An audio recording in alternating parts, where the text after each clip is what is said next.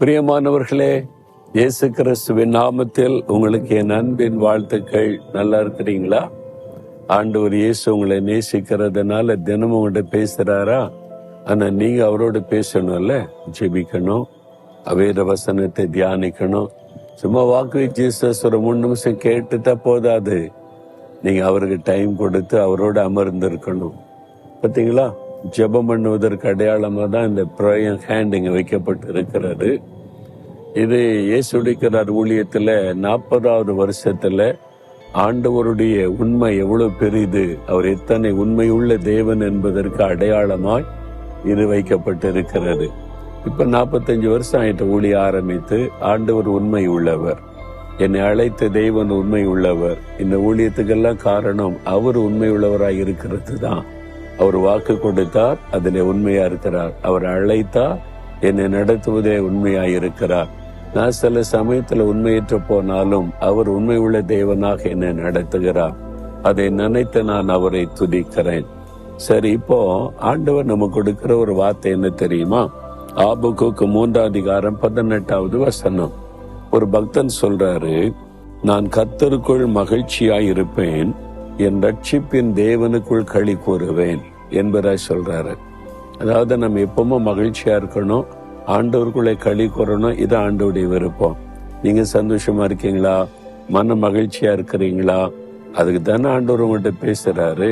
பிறகு எதுக்கு துக்கமா இருக்கணும்? இல்லைங்க, திடீர்னு வேலை போயிட்டு, வருமானம் போயிட்டு, கடன் பிரச்சனை, ஒன்றும் நடக்க மாட்டேங்குது, எப்படி சந்தோஷமா இருக்க முடியும்? இந்த பக்தன் என்ன சொல்றாரு தெரியுமா? முந்தின வசனத்துல நான் வாசிக்கிற கேளுங்க. அத்திமரம் துளிர் விடாமற் போனாலும், திராட்சை செடிகளில் பழம் உண்டாகாமற் போனாலும், ஒலிவ மரத்தின் பலன் அற்று போனாலும், வயல்கள் தானியத்தை விளைவியாமற் போனாலும், கிடையில் ஆட்டு மந்தைகள் முதலற்று போனாலும், தொழுவத்திலே மாடுகள் இல்லாமற் போனாலும், நான் கர்த்தருக்குள் சந்தோஷமாயிருப்பேன், என் ரட்சிப்பின் தேவனுக்குள் களி கூறுவேன். அப்ப பாத்தீங்களா என்ன அர்த்தம்? அதாவது சொல்ற பட்டியலை பாத்தீங்கன்னா, நான் எனக்கு உண்டான எல்லாவற்றையும் இழந்து ஒரு தெருவில் பிச்சைக்கான போல நின்னா கூட என் கர்த்தருக்குள் நான் மகிழ்ச்சியாயிருப்பேன், என் ரட்சிப்பின் தேவனுக்குள் களி கூறுவேன்.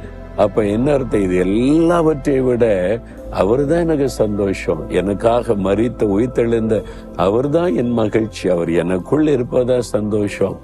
இந்த சந்தோஷம் உங்களுக்குள்ள இருக்குதா?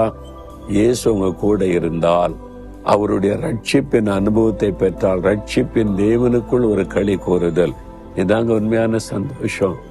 இயேசு கிறிஸ்து கொடுக்கிற மெய்யான சந்தோஷம்ன்றது இதுதான். உங்க வாழ்க்கையில நீங்க இதை பெற்றுக்கொள்ளணும். அதுக்கு தான் அவர் சிலுவையில ரத்தத்தை சிந்தி நமக்காக தன்னை பலியாகி மீட்டு கொண்டார். அவருடைய சிலுவையின் புண்ணியத்தினால் நமக்கு கிடைக்கிற ஒரு பெரிய பாக்கியமே அதுதான். அதனால இதுவரைக்கும் ரட்சிக்கப்படாம இருந்தா, இயேசுவே என் உள்ளத்துல நீங்க வாசம் பண்ணணும், அந்த ரட்சிப்பின் சந்தோஷம் எனக்கு வேணும், என் வாழ்க்கையில என்ன நடந்தாலும் நான் எப்பவுமே சந்தோஷமா களிகூறுதலோடு இருக்கணும் அப்படின்னு நீங்க சொல்லணும்.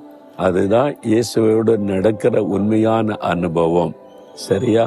அந்த அனுபவத்தை பெற்றுக்கொள்ளலைன்னா இருதயத்துல கை வைத்து சொல்லுங்க, இயேசுவே நீர் என் கூட இருக்கணும், என் பாவத்தை மன்னிச்சிருங்க, உங்க ரத்தத்தினால கழுவுங்க, எனக்குள்ள வாசம் பண்ணுங்க, நான் எப்பவும் உமக்குள்ள சந்தோஷமா இருக்கணும், என்னை சுற்றிலும் என்ன நடந்தாலும் மன மகிழ்ச்சியா இருக்கணும், நான் கர்த்தருக்குள்ள களி கூறணும். அந்த அனுபவத்தை எனக்கு தாங்க. இயேசுவின் நாமத்தில் ஆமேன், ஆமேன்.